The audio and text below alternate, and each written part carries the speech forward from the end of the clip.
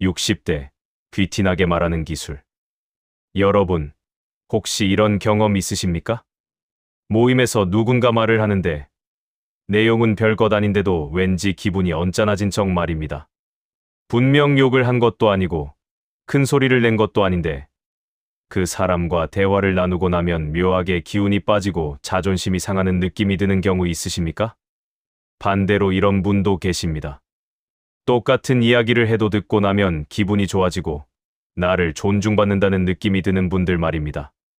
그분들은 특별히 아첨을 하는 것도 아니고 과하게 칭찬하는 것도 아닌데 왠지 함께 있으면 편안하고 내가 귀한 사람이 된 것 같은 기분이 듭니다. 이런 차이가 어디서 오는 걸까요? 많은 분들이 이렇게 생각하십니다. 저 사람은 원래 성격이 좋아서 그래. 나는 말주변이 없어서 안 돼. 하지만 여러분, 그게 아닙니다. 품격 있게 말하는 것은 타고난 성격의 문제가 아닙니다. 말의 순서와 구조의 문제입니다. 우리 60대는 인생을 오래 살아오셨습니다. 그동안 수없이 많은 사람을 만나고 수많은 대화를 나누셨습니다. 그런데도 왜 어떤 사람의 말은 계속 기억에 남고 어떤 사람의 말은 듣자마자 불쾌할까요? 저는 오랜 시간 이 질문에 대한 답을 찾아왔습니다. 그리고 알게 되었습니다. 품격 있게 말하는 사람들에게는 공통된 말의 습관이 있다는 것을 말입니다. 그들은 특별한 단어를 쓰는 것도 아니고 어려운 표현을 사용하는 것도 아닙니다. 다만 말의 순서를 조금 바꾸고 문장의 구조를 약간 조정할 뿐입니다. 그리고 이것은 지금 이 순간부터도 충분히 배우고 실천할 수 있습니다. 나이가 많다고 평생 이렇게 살아왔다고 해서 바꿀 수 없는 것이 절대 아닙니다. 오히려 우리처럼 인생 경험이 많은 사람들이야말로 이런 말의 기술을 더 자연스럽게 체득할 수 있습니다. 오늘 이 시간에는 60대가 귀티나게 말하는 기술에 대해 깊이 있게 이야기 나눠보겠습니다. 가르치려는 것이 아닙니다. 함께 생각해보자는 것입니다. 우리가 그동안 무심코 했던 말들을 되돌아보고 조금만 바꾸면 우리의 품격이 얼마나 달라지는지 함께 확인해보는 시간이 되었으면 합니다. 1장, 나는 괜찮아요. 자신을 낮추지 않는 말. 며칠 전 한 카페에서 이런 장면을 봤습니다. 70대로 보이는 할머니 한 분이 카페 직원에게 이렇게 말씀하셨습니다. 아이고, 저 같은 늙은이가 이런 데 와서 미안하네. 커피 하나만 주세요. 싼 거로요. 직원은 친절하게 메뉴를 설명했지만 할머니는 계속 아이고, 몰라서 그래요. 제가 이런 거 잘 모르거든요 라고 말씀하셨습니다. 반대로 며칠 후 같은 카페에서 비슷한 연령대의 다른 할머니를 봤습니다. 이분은 이렇게 말씀하셨습니다. 오늘 처음 와봤는데 메뉴 추천해 주시겠어요?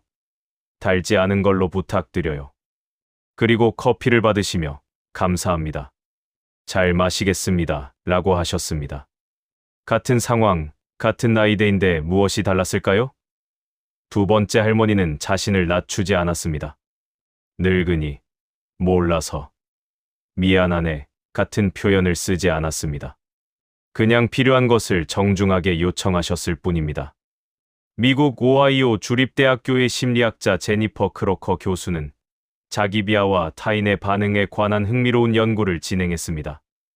연구팀은 실험 참가자들을 두 그룹으로 나눴습니다.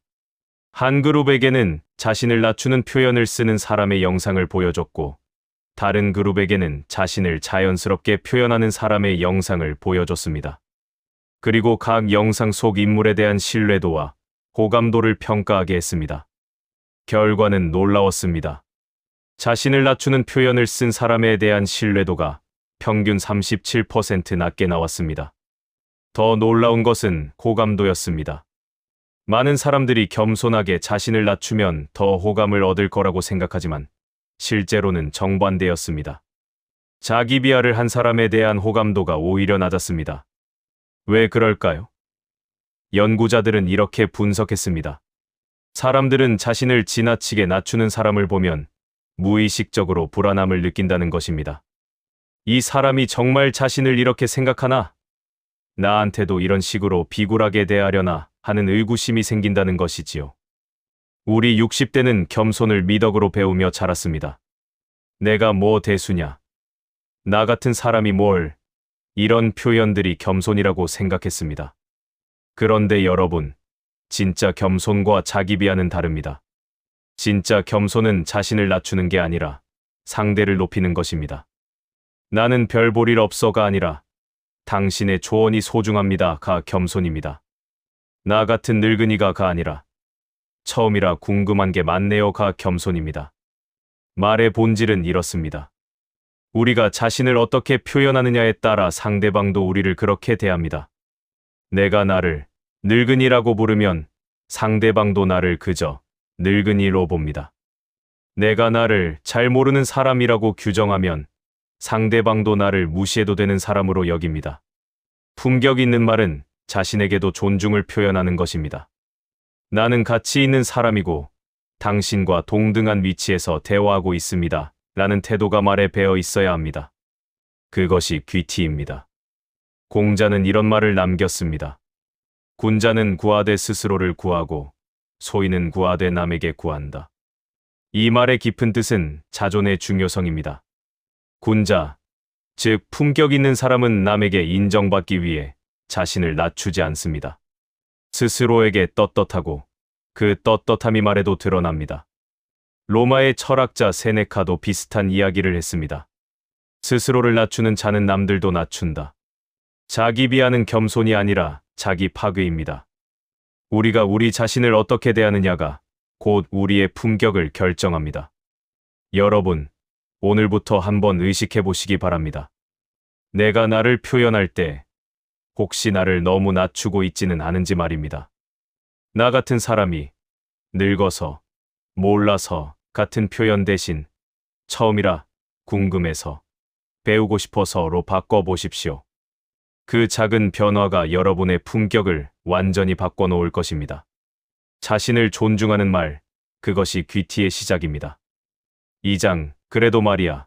부정으로 시작하지 않는 대화. 경로당에서 자주 목격되는 장면입니다. 한 어르신이 요즘 젊은이들 이야기를 꺼냅니다. 요즘 젊은 사람들 보면 참 부지런하더라고. 아침 일찍 나가서 밤늦게 들어오고. 그러면 옆에 계시던 다른 어르신이 이렇게 말합니다. 그래도 말이야. 우리 때만 못해. 우리는 새벽부터 밤까지 일했어. 또 다른 상황입니다. 손주가 학교에서 상을 받았다는 이야기를 하면 그래도 요즘은 상을 너무 쉽게 주더라고 말합니다. 며느리가 요리를 해오면 맛있긴 한데 그래도 소금이 좀 많은 것 같아 라고 합니다. 반대로 어떤 어르신은 이렇게 말씀하십니다. 젊은이들 이야기에 그러게 말이야. 요즘 사람들 정말 대단해. 우리 때도 열심히 살았지만 요즘은 경쟁이 더 치열하니까 더 힘들 거야. 손주 이야기에 우리 손주가 상을 받았다니 정말 자랑스럽네. 열심히 했구나. 같은 내용인데 느낌이 완전히 다릅니다. 첫 번째는 항상 그래도, 하지만, 근데로 시작합니다. 두 번째는 그러게, 정말, 맞아로 받아줍니다.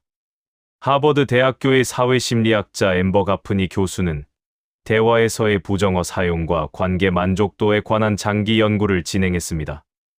연구팀은 3년간 500쌍의 부부와 친구 관계를 추적 관찰했습니다.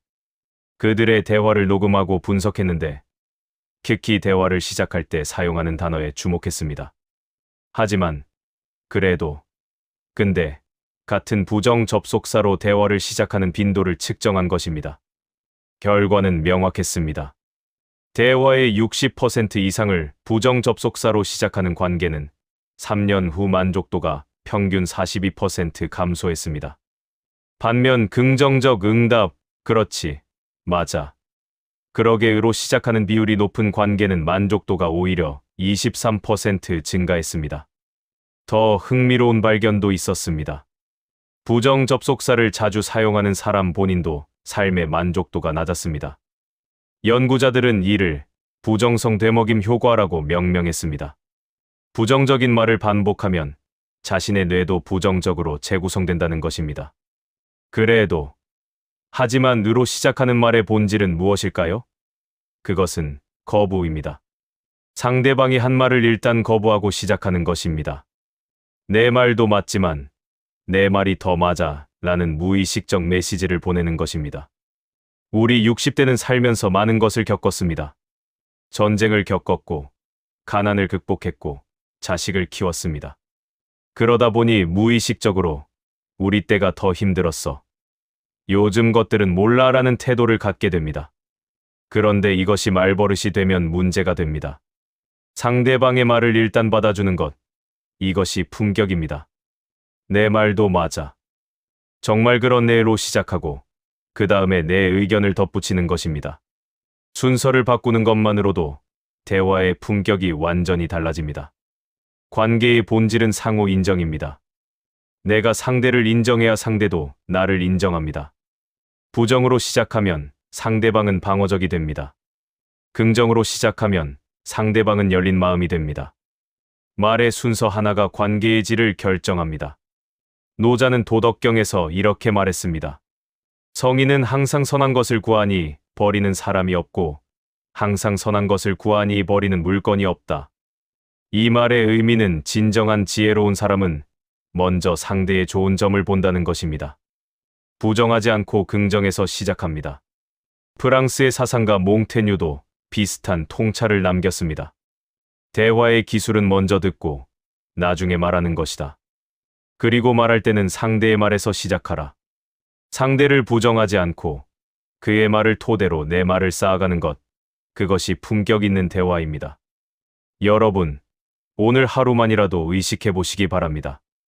누군가 말을 걸 때, 그래도, 하지만이라는 말을 입에 담지 않기로 말입니다. 대신 맞아. 그렇지. 정말로 시작해 보십시오. 처음에는 어색할 수 있습니다. 평생 해오던 말버릇을 바꾸는 것은 쉽지 않습니다. 하지만 조금만 연습하면 자연스러워집니다. 그리고 놀라운 변화를 경험하실 겁니다. 사람들이 나와 대화하는 것을 편안해하고 나를 더 존중하게 될 것입니다. 3장 제 생각엔 말이죠. 강요가 아닌 제안의 언어. 아파트 입주자 회의에서 있었던 일입니다. 한 어르신이 이렇게 말씀하십니다. 요즘 젊은 사람들이 복도에 물건을 너무 많이 놔둬요. 다 치워야 합니다. 규칙은 규칙이니까요. 당장 치우라고 공지해야 해요. 강한 어조입니다. 해야 한다. 당장, 규칙 같은 단어들이 들어 있습니다. 반면 다른 어르신은 이렇게 말씀하십니다. 제가 어제 복도를 지나가다 보니까 물건들이 좀 많더라고요. 혹시 화재 같은 비상 상황이 생기면 대피하기 어려울 것 같아서 걱정이 되더라고요. 주민들에게 한번 안내하면 어떨까 싶은데 여러분 생각은 어떠세요? 두 말 모두 같은 문제를 지적하고 있습니다. 하지만 느낌이 완전히 다릅니다. 첫 번째는 명령입니다. 두 번째는 제안입니다. 첫 번째를 들으면 반발심이 생깁니다. 두 번째를 들으면 공감이 생깁니다.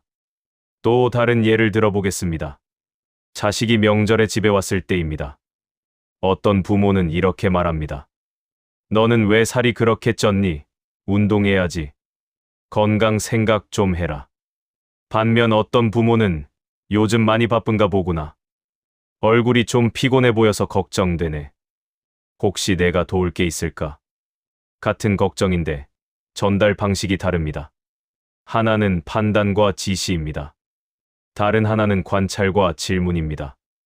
예일 대학교의 커뮤니케이션 연구팀은 언어의 강제성과 설득력에 관한 실험을 진행했습니다. 실험 참가자들을 세 그룹으로 나눴습니다. 첫 번째 그룹에게는 당신은 해야 합니다는 식의 명령형 메시지를, 두 번째 그룹에게는 하시면 어떨까요?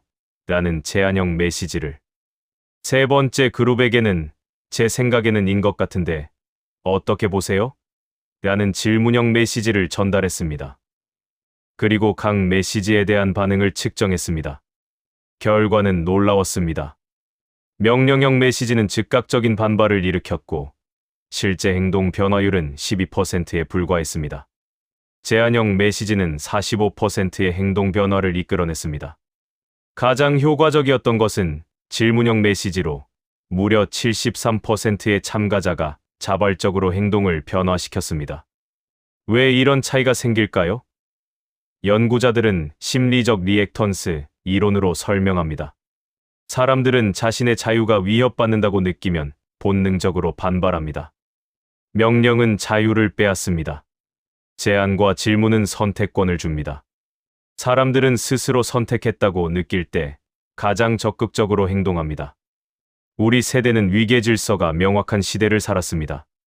윗사람은 명령하고 아랫사람은 따르는 것이 당연했습니다. 내가 나이가 많으니까 내 말을 들어야 해가 통하던 시대였습니다. 하지만 시대가 변했습니다. 요즘은 나이가 많다고 해서 무조건 말을 듣지 않습니다. 오히려 강압적으로 말하면 관계가 멀어집니다. 자식들도, 손주들도, 주변 사람들도 마찬가지입니다. 그렇다면 우리는 어떻게 말해야 할까요? 강요하지 말고 제안해야 합니다.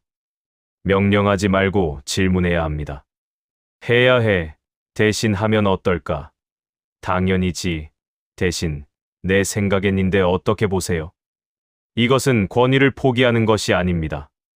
오히려 더 큰 영향력을 얻는 방법입니다. 사람들은 강요당할 때가 아니라 스스로 선택할 때 움직입니다. 제안하고 질문하는 것이 결국 더 효과적입니다. 말의 품격은 상대방에게 선택권을 주는 데 있습니다. 내 말이 맞으니까 따라가 아니라 내 생각은 이런데 당신 생각은 어때? 입니다. 이것이 민주적이고 성숙하고 품격 있는 태도입니다. 공자는 제자들에게 이렇게 가르쳤습니다. 군자는 화이부동하고 소인은 동의불허한다. 군자는 조화롭되 남에게 억지로 동조하게 만들지 않고 소인은 겉으로만 동조하는 척하되 진짜 조화롭지 않다는 뜻입니다. 진정으로 품격 있는 사람은 자신의 의견을 강요하지 않습니다. 제안하고 제시하고 상대가 선택할 수 있게 합니다. 그것이 진짜 리더십이고 진짜 영향력입니다. 소크라테스도 제자들을 가르칠 때 명령하지 않았습니다. 질문했습니다. 너는 어떻게 생각하느냐? 왜 그렇게 생각하느냐? 질문을 통해 제자 스스로 깨달음에 이르게 했습니다. 그것이 소크라테스식 대화법이고 가장 품격 있는 가르침의 방식입니다. 여러분, 다음에 누군가에게 의견을 전하실 때 한번 의식해 보십시오. 해야 해. 당연히 지라는 말이 입에서 나오려고 할 때 잠깐 멈추고 이렇게 바꿔보십시오. 제 생각엔인데 어떻게 보세요? 하면 어떨까 싶은데요. 처음에는 힘이 빠진 것 같고 내 의견이 약하게 들릴까봐 걱정될 수 있습니다. 하지만 실제로는 정반대입니다. 제안하고 질문하는 사람이 훨씬 더 신뢰받고 존중받고 영향력 있습니다. 그것이 60대의 품격입니다. 사장, 고맙습니다. 칭찬보다 강한 감사의 힘.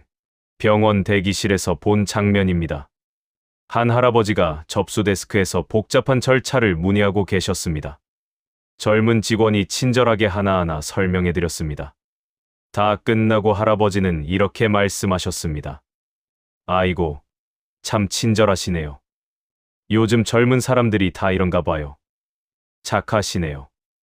겉으로는 칭찬처럼 들립니다. 하지만 직원의 표정은 그다지 밝지 않았습니다. 왜일까요? 요즘 젊은 사람들, 착하시네요. 같은 표현이 오히려 위에서 아래를 평가하는 느낌을 줬기 때문입니다.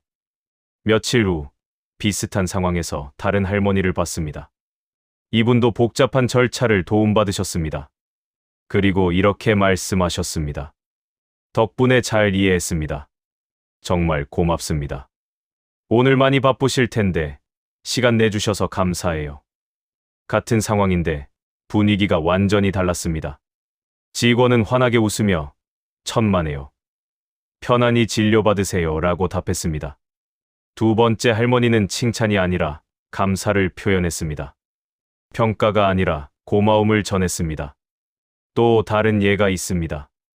어떤 할아버지는 손주가 심부름을 하면 우리 손주 참 기특하네. 착하네 라고 하십니다. 반면 다른 할아버지는 할아버지 힘들 때 도와줘서 정말 고마워. 내 덕분에 일이 빨리 끝났어 라고 하십니다. 첫 번째는 평가입니다. 너는 착한 아이야 라고 판단하는 것입니다. 두 번째는 감사입니다. 내가 한 행동이 나에게 도움이 됐어 라고 구체적으로 말하는 것입니다. 손주 입장에서는 두 번째가 훨씬 진심으로 다가옵니다. 스탠퍼드 대학교의 심리학자 캐롤 드웩 교수는 칭찬의 종류와 동기부여, 관계를 연구했습니다.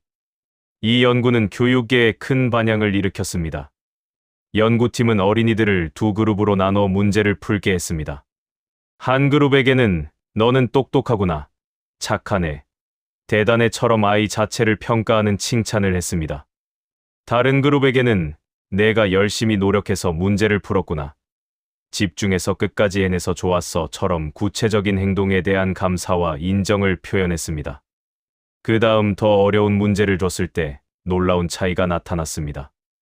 똑똑하다, 착하다는 평가를 받은 그룹은 65%가 어려운 문제를 피했습니다. 왜일까요? 똑똑하다는 평가를 받았기 때문에 실패해서 그 평가를 잃을까봐 두려워한 것입니다. 반면 구체적인 감사를 받은 그룹은 87%가 도전적인 문제를 선택했습니다. 자신의 노력이 인정받았기 때문에 더 노력하면 된다고 생각한 것입니다. 이 연구는 아이들뿐 아니라 성인에게도 적용됩니다. 사람들은 막연한 칭찬보다 구체적인 감사에 더 깊이 반응합니다. 당신은 좋은 사람이에요. 보다 오늘 당신이 도와줘서 일이 잘 끝났어요. 고맙습니다. 가 훨씬 더 진심으로 전달됩니다. 왜 칭찬보다 감사가 더 품격 있을까요? 칭찬은 본질적으로 위에서 아래로 가는 말입니다. 평가하는 사람과 평가받는 사람이 있습니다. 너는 착해, 당신은 훌륭해라는 말 속에는 내가 너를 평가할 수 있는 위치에 있다는 전제가 깔려 있습니다. 반면 감사는 수평적입니다. 당신이 한 행동이 나에게 도움이 됐어요 입니다. 평가가 아니라 사실의 전달입니다. 위아래가 없습니다. 같은 높이에서 서로를 인정하는 것입니다. 우리 60대는 평생 아랫사람을 칭찬하며 살았습니다. 자식을 칭찬하고, 직장 후배를 칭찬하고, 손주를 칭찬했습니다. 잘했어, 기특해, 훌륭해라는 말을 자주 했습니다. 그런데 시대가 변하면서 이런 말들이 때로는 거슬리게 들립니다. 왜냐하면 요즘 사람들은 수직적 관계보다 수평적 관계를 선호하기 때문입니다. 평가받고 싶어 하지 않습니다. 인정받고 싶어 합니다. 칭찬은 평가고 감사는 인정입니다. 품격 있는 말은 상대를 평가하지 않습니다. 상대가 한 행동이 나에게 어떤 의미였는지를 구체적으로 전달합니다. 당신은 좋은 사람입니다. 대신 당신 덕분에 제가 힘을 얻었습니다. 착하네요. 대신 도와주셔서 정말 고맙습니다. 이것이 품격의 차이입니다. 칭찬은 위에서 주는 것이고 감사는 옆에서 나누는 것입니다. 로마의 철학자 키케로는 이런 말을 남겼습니다. 감사는 모든 미덕 중에서 가장 위대한 것일 뿐만 아니라 다른 모든 미덕의 어머니다. 감사는 단순한 예의가 아닙니다. 관계의 본질입니다. 감사할 줄 아는 사람은 겸손합니다. 자신이 혼자 살 수 없다는 것을 알기 때문입니다. 감사할 줄 아는 사람은 존중할 줄 압니다. 상대의 도움이 얼마나 소중한지 알기 때문입니다. 독일의 철학자 쇼펜하우어도 비슷한 통찰을 남겼습니다. 진정한 존중은 평가에서 나오는 것이 아니라 인정에서 나온다. 상대를 판단하고 평가하는 것은 교만입니다. 상대가 존재하고 행동하고 나에게 영향을 준 것을 인정하는 것이 진짜 품격입니다. 여러분, 오늘부터 의식해 보시기 바랍니다. 착하네, 잘하네, 훌륭하네 같은 평가의 말 대신 고맙습니다, 덕분입니다, 도움이 됐습니다 같은 감사의 말을 해보십시오. 처음에는 어색할 수 있습니다. 평생 칭찬하며 살았는데 감사한다는 말이 오히려 낯설 수 있습니다. 하지만 조금만 연습하면 자연스러워집니다. 그리고 놀라운 변화를 경험하실 겁니다. 사람들이 여러분을 더 편안하게 대하고 더 자주 도와주려 할 것입니다. 왜냐하면 여러분이 평가하는 사람이 아니라 감사할 줄 아는 사람이라는 것을 알기 때문입니다. 그것이 60대의 품격입니다. 5장 당신 덕분에 주어를 상대에게 주는 지혜. 동네 마트에서 본 일입니다. 계산대에서 한 할머니가 점원에게 말씀하십니다. 아이고, 오늘 내가 잔돈을 많이 받았네. 내가 계산을 잘못한 줄 알았는데 내가 정확하게 해줘서 다행이야. 내가 요즘 정신이 없어서 말이야. 문장의 주어가 모두 내가입니다. 자신이 주인공입니다. 점원은 조연입니다. 점원은 어색하게 웃으며 아니에요 라고만 답했습니다. 반대로 다른 할아버지는 이렇게 말씀하셨습니다. 덕분에 계산이 정확하게 됐네요. 잔돈이 많아서 헷갈릴 수 있는데 꼼꼼하게 확인해 주셔서 고맙습니다. 이번에는 주어가 덕분에입니다. 상대방이 주인공입니다. 점원은 환하게 웃으며 편히 가세요 라고 인사했습니다. 비슷한 상황이 가족 관계에서도 벌어집니다. 어떤 할머니는 명절에 이렇게 말씀하십니다. 내가 이렇게 오래 살 수 있었던 건 내가 건강 관리를 잘해서야. 내가 젊을 때부터 운동하고 식단 조절했거든. 반면 다른 할머니는 여러분이 잘 챙겨줘서 내가 이렇게 건강할 수 있었어요. 며느리가 음식도 잘 챙겨주고 아들이 병원도 데려다주고 여러분 덕분이에요 라고 말씀하십니다. 같은 내용인데 느낌이 완전히 다릅니다. 첫 번째는 나가 중심입니다. 두 번째는 당신들이 중심입니다. UCLA의 사회심리학 연구팀은 대화에서의 주어 사용과 관계 친밀도에 관한 흥미로운 연구를 진행했습니다. 연구팀은 대화를 나누는 사람들의 대화를 녹음하고 사용된 주어를 분석했습니다. 내가를 주어로 사용한 빈도와 당신, 내가, 덕분에를 주어로 사용한 빈도를 비교한 것입니다. 결과는 명확했습니다. 대화에서 나를 주어로 70% 이상 사용하는 사람은 상대방으로부터 자기중심적이라는 평가를 받았습니다. 반면 당신, 덕분에 같은 표현을 많이 사용하는 사람은 배려심 깊다, 겸손하다는 평가를 받았습니다. 더 흥미로운 발견도 있었습니다. 자신을 주어로 많이 사용하는 사람들은 대화 후 스트레스 지수가 높았습니다. 반면 상대를 주어로 많이 사용하는 사람들은 대화 후 행복 지수가 높았습니다. 왜 그럴까요? 연구자들은 이렇게 설명합니다. 자신을 계속 주어로 두면 자신의 부담이 커집니다. 내가 잘해야 해. 내가 해냈어. 내가 관리했어 라고 말하면 모든 책임이 자신에게 옵니다. 반면 당신 덕분에 도움받아서 라고 말하면 부담이 분산되고 감사함이 생깁니다. 말의 주어를 누구로 두느냐는 생각보다 훨씬 중요합니다. 주어는 관심의 방향이기 때문입니다. 나는 늘 주어로 두면 관심이 나에게 향합니다. 내 성취, 내 노력, 내 능력이 중심이 됩니다. 이것은 자신감처럼 보일 수 있지만 자칫하면 자기중심적으로 들립니다. 당신이 덕분에를 주어로 두면 관심이 상대에게 향합니다. 상대의 역할, 상대의 도움, 상대의 가치가 중심이 됩니다. 이것은 겸손이고 배려이고 품격입니다. 우리 60대는 평생 열심히 살았습니다. 정말 많은 것을 이뤘습니다. 자식을 키웠고 재산을 모았고 사회에 기여했습니다. 그래서 내가 이렇게 했어. 내가 저렇게 했어 라고 말하고 싶은 마음이 큽니다. 그것은 자연스러운 감정입니다. 하지만 품격은 그 자연스러운 감정을 조금 조절하는 데 있습니다.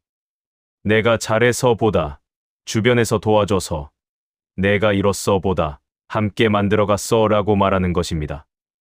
이것은 거짓말이 아닙니다. 진실입니다. 우리는 혼자 살 수 없습니다. 아무리 열심히 살아도 혼자서는 아무것도 이룰 수 없습니다. 누군가의 도움이 있었고, 누군가의 지지가 있었고, 시대의 운도 있었습니다. 그것을 인정하는 것이 품격입니다. 주어를 상대에게 주는 것, 그것은 거짓 겸손이 아닙니다. 관계의 본질을 이해하는 지혜입니다. 공자는 논어에서 이런 말을 했습니다.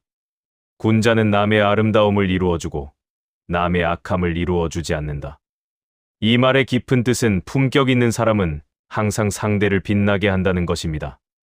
자신이 아니라 상대를 주인공으로 만듭니다.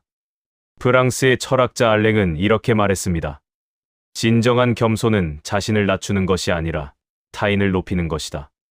주어를 상대에게 주는 것은 자신을 부정하는 게 아닙니다. 상대의 역할을 인정하고 상대를 높이는 것입니다. 그것이 진짜 품격입니다. 여러분, 오늘 하루만이라도 의식해 보시기 바랍니다.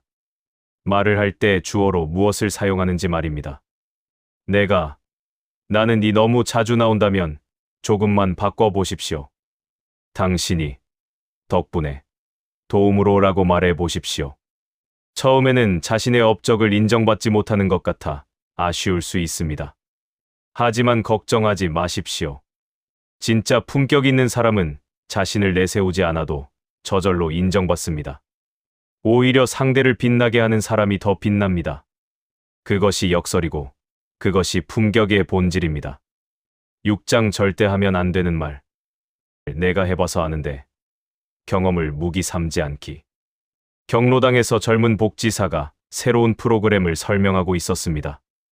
어르신들, 이번에 스마트폰으로 건강관리를 할 수 있는 앱을 소개해드리려고 합니다. 혈압이나 걸음수를 쉽게 기록할 수 있어서. 그때 한 어르신이 말씀을 가로막으십니다. 야, 그런 거 필요 없어. 내가 60년 살아봐서 아는데 건강은 그런 기계로 관리하는 게 아니야. 옛날에는 그런 거 없어도 다들 건강하게 살았어. 요즘 사람들은 너무 기계만 믿어. 복지사는 당황했고 다른 어르신들은 어색해졌습니다.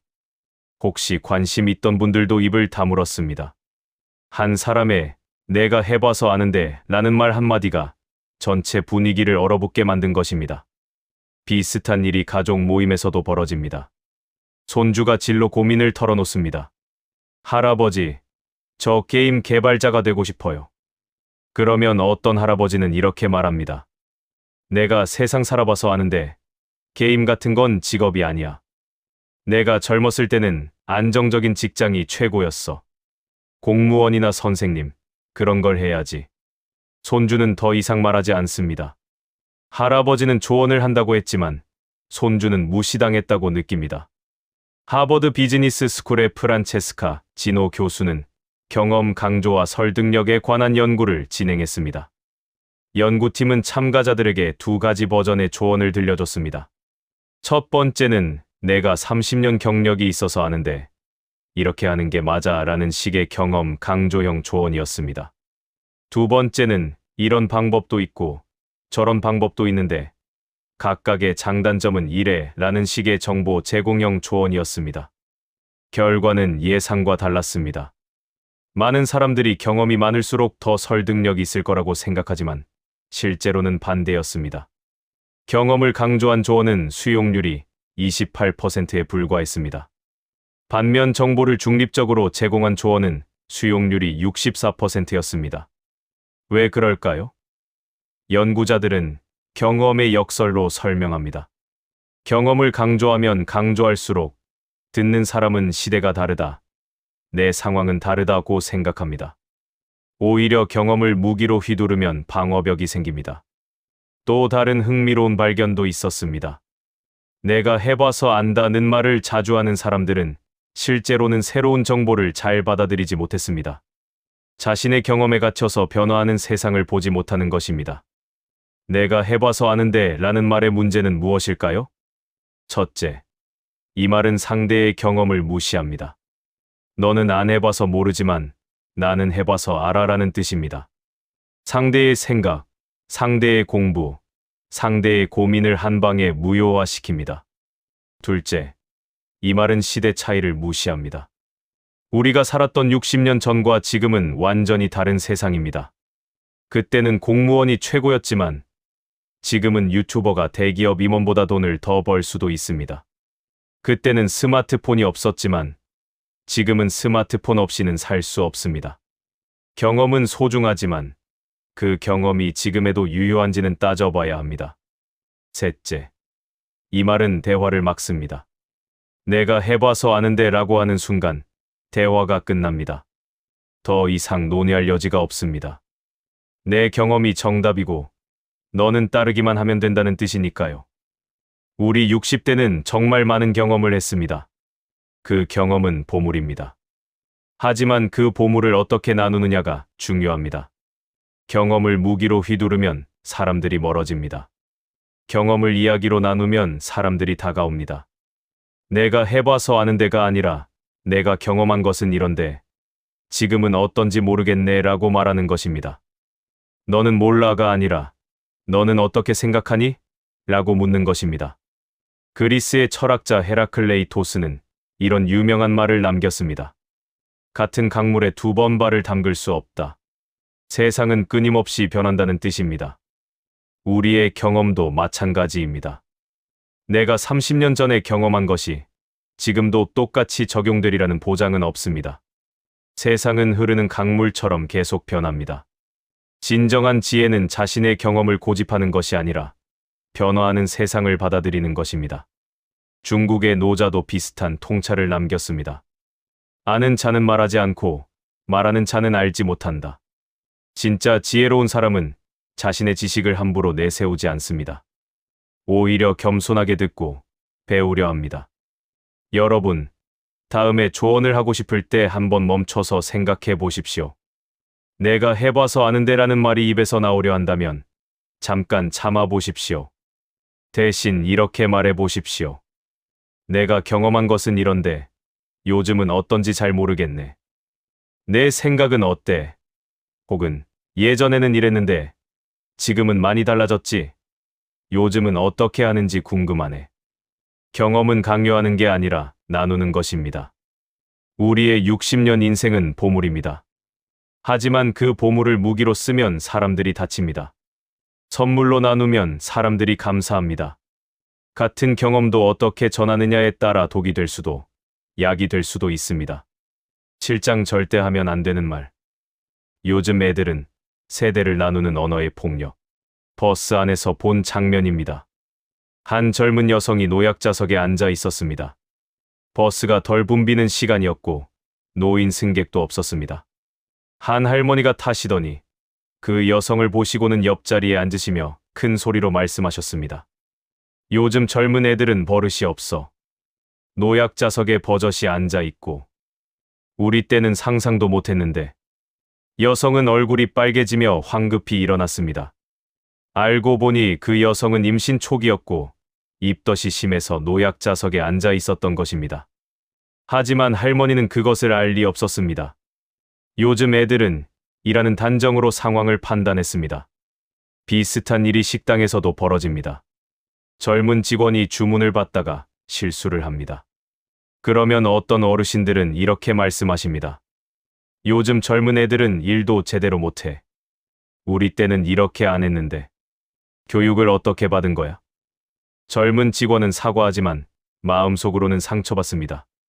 한 사람의 실수가 요즘 애들 전체의 문제가 되었기 때문입니다. 반대 상황도 있습니다. 어떤 할아버지가 스마트폰 사용을 어려워하시자 젊은이가 꼰대들은 배우려고도 안 하고 라고 말합니다. 이것도 똑같은 폭력입니다. 예일 대학교의 사회심리학자 메리 패스킨저 교수는 집단 일반화와 편견 형성에 관한 중요한 연구를 수행했습니다. 연구팀은 참가자들을 두 그룹으로 나눴습니다. 한 그룹에게는 요즘 젊은이들은, 노인들은 같은 집단 일반화 표현을 자주 사용하는 사람들의 대화를 들려줬고, 다른 그룹에게는 이 사람은, 저분은 같은 개인화 표현을 사용하는 대화를 들려줬습니다. 그리고 각 그룹의 편견 수준을 측정했습니다. 결과는 충격적이었습니다. 집단 일반화 표현을 들은 그룹은 단 30분 만에 세대 간 편견이 47% 증가했습니다. 반면 개인화 표현을 들은 그룹은 편견이 오히려 18% 감소했습니다. 더 놀라운 발견도 있었습니다. 요즘 애들은 이라는 표현을 자주 사용하는 사람들을 추적 조사한 결과 그들은 실제로 젊은이들과의 관계가 좋지 않았고 가족 관계에서도 자녀, 손주와의 대화가 현저히 적었습니다. 말이 관계를 만들고 관계가 삶의 질을 결정하는 것입니다. 연구자들은 이를 언어적 분리 효과라고 명명했습니다. 집단으로 묶어서 말하면 말할수록 실제로 그 집단과의 거리가 멀어진다는 것입니다. 요즘 애들이라고 말하는 순간 우리는 그들과 다른 세계에 서게 됩니다. 요즘 애들은 이라는 말은 왜 문제일까요? 첫째, 이 말은 수백만 명을 하나로 묶어버립니다. 요즘 젊은이들은 각자 다른 사람입니다. 어떤 사람은 부지런하고, 어떤 사람은 게으릅니다. 어떤 사람은 예의 바르고, 어떤 사람은 그렇지 않습니다. 모두가 다른데, 요즘 애들이라는 하나의 틀에 넣어버리는 것은 폭력입니다. 둘째, 이 말은 세대 간 장벽을 만듭니다. 요즘 애들이라고 말하는 순간, 우리는 그들과 우리를 나눕니다. 우리 때는 달랐어 라는 말 속에는 우리가 더 나았어 라는 우월감이 숨어 있습니다. 이것은 소통을 막습니다. 셋째, 이 말은 변화를 거부합니다. 요즘 애들은 버릇없어 라고 말하면 우리는 요즘 세상을 이해하려고 노력하지 않습니다. 왜 젊은이들이 그렇게 행동하는지, 그들이 어떤 환경에서 자랐는지, 그들의 고민이 무엇인지 알려고 하지 않습니다. 그냥 버릇없다고 단정하고 끝입니다. 우리 60대가 젊었을 때도 마찬가지였습니다. 그때 어르신들도 우리에게 요즘 젊은 애들은 버릇없어 라고 했습니다. 우리가 장발을 하면 건달 같다고 했고 청바지를 입으면 불량하다고 했습니다. 우리는 그때 얼마나 억울했습니까? 우리도 나름대로 이유가 있었고 우리도 열심히 살려고 노력했는데 단지 시대가 다르다는 이유로 비난받았습니다. 지금 우리가 젊은이들에게 똑같은 것을 하고 있지는 않습니까? 우리가 받았던 상처를 다음 세대에게 똑같이 주고 있는 것은 아닙니까? 품격 있는 말은 집단을 나누지 않습니다. 요즘 애들이 아니라 저 젊은 친구, 우리 손주, 그 직원입니다. 개인을 봅니다. 세대로 묶지 않고 한 사람 한 사람을 존중합니다. 공자는 이런 말을 남겼습니다. 부생가외 허우샹커웨, 뒷사람이 두려워할 만하다. 젊은 세대를 무시하지 말라는 뜻입니다. 그들이 어떻게 될지 아무도 모르니 함부로 판단하지 말라는 것입니다. 공자가 살았던 2500년 전에도 세대 갈등이 있었습니다. 어른들은 젊은이들을 걱정했고 젊은이들은 어른들을 답답해했습니다. 하지만 공자는 세대를 나누지 않았습니다. 오히려 젊은이들을 존중하고 그들에게서 배우려 했습니다. 로마의 철학자 마르쿠스 아우렐리우스도 비슷한 통찰을 남겼습니다. 세대는 달라도 인간의 본질은 같다. 시대가 변해도 사랑, 두려움, 희망, 꿈은 변하지 않는다. 젊은이들도 우리처럼 사랑하고 두려워하고 꿈꿉니다. 표현 방식만 다를 뿐입니다. 여러분, 다음에 젊은이들을 볼 때 한번 이렇게 생각해 보십시오. 저들도 우리와 똑같은 사람이라고. 시대만 다를 뿐, 본질은 같다고 말입니다. 요즘 애들은 이라는 말이 입에서 나오려 할 때 잠깐 멈추십시오. 대신 저 친구는, 우리 손주는 이라고 구체적으로 말해 보십시오. 집단이 아니라 개인을 보십시오. 그리고 가능하면 궁금해 하십시오. 요즘은 왜 그럴까? 저 친구는 무슨 생각을 할까? 판단하지 말고 이해하려 하십시오. 그것이 품격이고 그것이 지혜입니다. 우리가 세대를 나누지 않을 때 우리 자신도 외롭지 않습니다. 우리가 젊은이들을 존중할 때 그들도 우리를 존중합니다. 말 하나가 세대를 갈라놓기도 하고 이어주기도 합니다. 팔짱 절대 하면 안 되는 말. 내 말이 틀렸어. 방어적 질문의 독. 가족 식사 자리에서 있었던 일입니다. 할아버지가 손주에게 조언을 하십니다. 게임만 하지 말고 책 좀 읽어라. 게임은 시간 낭비야. 손주가 조심스럽게 말합니다. 할아버지, 저 게임으로 대회도 나가고 상금도 받았어요. 요즘은 게임도 직업이 될 수 있어요. 그러자 할아버지가 목소리를 높이십니다. 그래. 그럼 내 말이 틀렸어. 내가 너 걱정돼서 하는 말인데 내가 틀렸다는 거야? 할아버지 말은 듣지도 않고 손주는 더 이상 아무 말도 하지 않습니다. 다른 가족들도 어색한 침묵에 빠집니다. 할아버지는 자신이 무시당했다고 느끼고 손주는 할아버지와 대화하기 싫어집니다. 비슷한 상황이 부부 사이에도 벌어집니다. 할머니가 병원 가는 날을 금요일이라고 하시자 할아버지가 아니야, 목요일이야 라고 합니다. 할머니가 달력을 확인하고 금요일 맞네요라고 하자 할아버지는 그래. 내 말이 틀렸어. 나도 분명히 목요일이라고 들었는데 내가 귀가 먹었나? 라고 말씀하십니다. 작은 일입니다. 날짜를 착각한 것뿐입니다. 하지만 내 말이 틀렸어. 라는 질문이 나오는 순간 작은 일이 큰 감정 싸움이 됩니다. 스탠퍼드 대학교의 커뮤니케이션 연구소는 방어적 질문과 관계 악화에 관한 장기 연구를 진행했습니다. 연구팀은 천쌍의 부부와 가족을 10년간 추적 관찰했습니다. 그들의 대화를 녹음하고 분석했는데 키키, 내 말이 틀렸어. 내가 잘못했어. 그럼 내 말이 맞고 같은 방어적 질문의 빈도를 측정했습니다. 결과는 명확했습니다. 이런 방어적 질문을 자주 사용하는 관계는 10년 후 만족도가 평균 58% 감소했습니다. 더 심각한 것은 의사소통 빈도였습니다. 방어적 질문을 많이 하는 가족일수록 서로 대화하는 시간이 급격히 줄어들었습니다.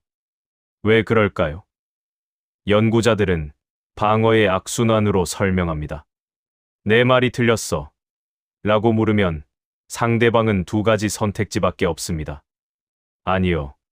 틀리지 않았어요. 라고 거짓말을 하거나 네, 이번엔 조금 틀리신 것 같아요. 라고 말해서 관계를 악화시키거나 어느 쪽을 선택하든 건강한 대화가 아닙니다. 진실을 말하기 어렵고 거짓을 말하면 관계가 거짓으로 쌓입니다. 결국 사람들은 차라리 말을 하지 않게 됩니다. 방어적 질문은 대화를 죽입니다. 내 말이 틀렸어. 라는 질문의 본질은 무엇일까요? 그것은 질문이 아닙니다. 방어입니다. 실제로는 이렇게 말하는 것입니다. 내 말을 부정하지 마. 내가 옳다는 것을 인정해. 이 말의 뿌리에는 두려움이 있습니다. 내가 틀렸다는 것이 곧 내가 무능하다는 뜻이고 내가 무시당한다는 뜻이라고 생각하는 것입니다. 특히 우리 60대는 평생 존중받으며 살았습니다. 가정에서는 어른으로, 직장에서는 선배로, 사회에서는 연장자로 대접받았습니다. 그런데 나이가 들면서 그 존중이 줄어드는 것 같습니다. 자식들은 내 말을 잘 듣지 않고 사회는 나를 구시대 사람 취급합니다. 그러니 작은 일에도 내 말이 틀렸어? 라며 방어하게 됩니다. 존중받고 싶은 간절함의 표현입니다. 하지만 역설적이게도 이 질문이야말로 존중을 잃게 만듭니다. 사람들은 방어적인 사람을 피합니다. 무슨 말을 해도 내 말이 틀렸어. 라고 반응하는 사람과는 대화하기 싫어집니다. 존중받고 싶어서 한 행동이 오히려 존중을 잃게 만드는 것입니다.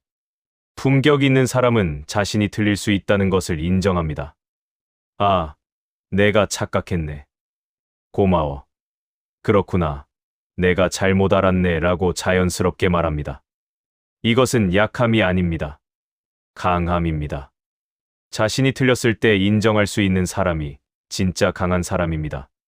소크라테스는 이런 유명한 말을 남겼습니다. 나는 내가 아무것도 모른다는 것을 안다. 이것은 겸손이 아니라 지혜입니다. 진정으로 지혜로운 사람은 자신이 틀릴 수 있다는 것을 압니다. 반면 어리석은 사람은 자신이 항상 옳다고 생각합니다. 틀렸다는 것을 인정하지 못합니다. 내 말이 틀렸어. 라고 방어하는 것은 지혜가 아니라 교만입니다. 프랑스의 사상가 볼테르도 이렇게 말했습니다. 의심하는 것은 불편하지만 확신하는 것은 어리석다. 우리가 확신에 차서 내 말이 맞아 라고 고집할 때 우리는 어리석어집니다. 반면 내가 틀렸을 수도 있네 라고 의심할 수 있을 때 우리는 지혜로워집니다. 여러분, 다음에 누군가 여러분의 의견에 다른 생각을 제시할 때 반사적으로 방어하지 마십시오. 내 말이 틀렸어. 라는 질문이 입에서 나오려 할 때 잠깐 숨을 고르십시오. 대신 이렇게 말해 보십시오. 그렇구나. 내 말도 일리가 있네. 아, 내가 착각했나 보네. 고마워. 그럴 수도 있겠구나. 다시 생각해 볼게. 틀렸다는 것을 인정하는 것이 약한 것이 아닙니다. 오히려 그것이 강함입니다. 자신의 잘못을 인정할 수 있는 사람만이 진정으로 존중받습니다. 방어하지 않는 사람이 가장 단단한 사람입니다.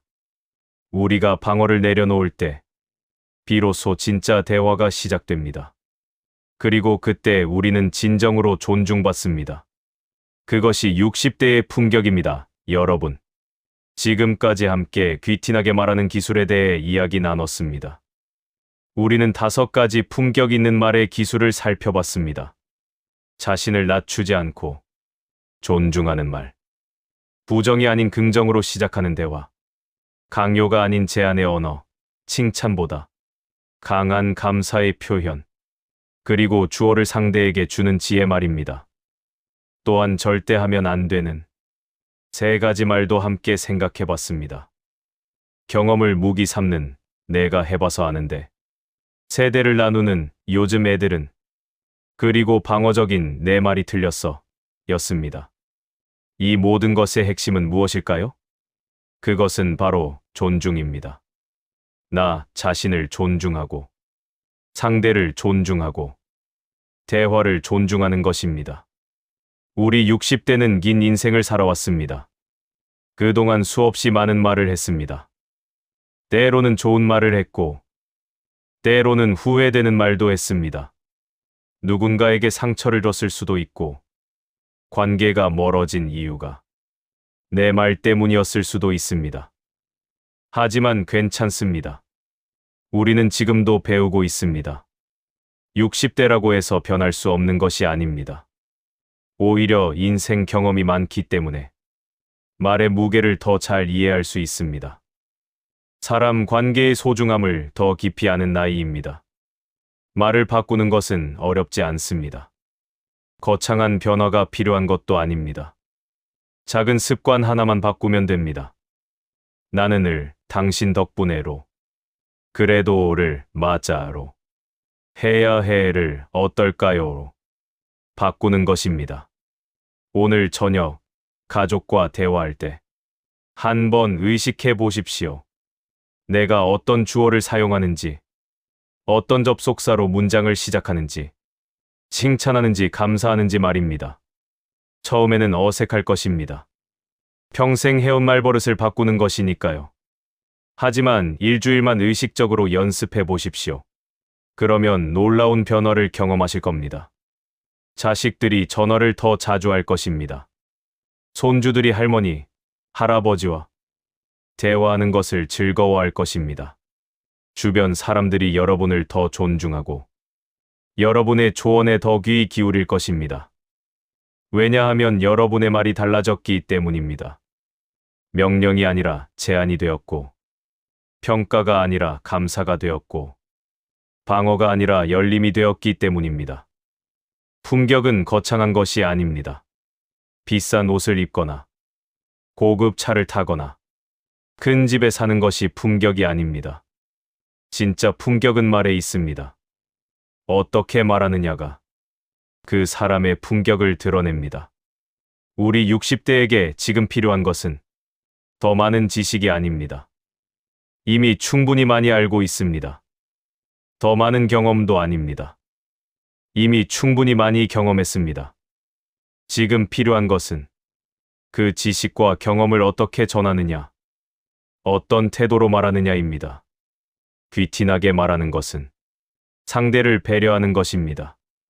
상대가 편안하게 느끼도록, 상대가 존중받는다고 느끼도록, 상대가 스스로 선택할 수 있도록 말하는 것입니다. 그것이 60대의 품격이고, 그것이 진짜 어른의 모습입니다. 오늘 이 영상을 보신 여러분은 이미 변화를 시작하셨습니다. 품격 있게 말하고 싶다는 마음, 더 나은 사람이 되고 싶다는 마음을 가지셨으니까요. 그 마음이 가장 중요합니다. 이제 실천만 남았습니다. 오늘부터, 지금 이 순간부터 하나씩 바꿔나가시기 바랍니다. 자신을 낮추지 마십시오. 부정으로 시작하지 마십시오. 강요하지 마십시오. 평가하지 말고 감사하십시오. 경험을 무기 삼지 마십시오. 세대를 나누지 마십시오. 방어하지 마십시오. 그리고 기억하십시오. 품격 있는 말은 상대를 바꾸려는 것이 아니라 상대를 존중하는 것입니다. 내 의견을 관철시키려는 것이 아니라 대화를 나누는 것입니다. 이기려는 것이 아니라 함께 이해하려는 것입니다. 60대는 인생의 황혼기가 아닙니다. 오히려 가장 성숙하고 가장 여유롭고 가장 품격 있을 수 있는 시기입니다. 우리의 말 한마디가 누군가에게 위로가 될 수 있고 우리의 태도가 다음 세대의 본보기가 될 수 있습니다. 오늘 하루 한 사람에게라도 품격 있는 말을 건네보십시오. 고맙습니다. 당신 덕분입니다. 어떻게 생각하세요? 라고 말해보십시오. 그 작은 변화가 큰 파장을 만들 것입니다. 여러분의 말이 누군가에게 상처가 아니라 위로가 되기를, 벽이 아니라 다리가 되기를, 무기가 아니라 선물이 되기를 진심으로 바랍니다. 긴 시간 함께 해주셔서 감사합니다. 여러분 모두 품격 있고 아름다운 60대가 되시길 응원합니다. 말은 그 사람의 마음이 담기는 그릇입니다. 우리의 그릇을 품격으로 채워나갑시다.